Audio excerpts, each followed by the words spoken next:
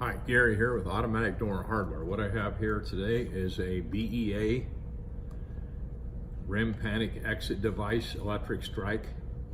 The part number for this is 10STRIKERE. That's 10STRIKERE. This particular strike is made out of stainless steel.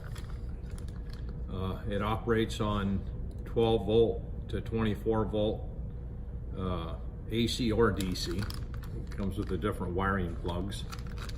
It also comes with a shim plate.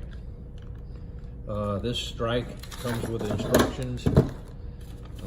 This particular strike does require a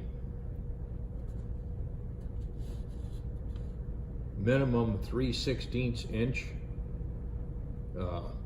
of space between the strike and the latching device, and it comes with the mounting hardware and an Allen wrench. It also comes with the mounting template to install. This is made by BEA. It's a high quality strike. This is available at autodoorandhardware.com.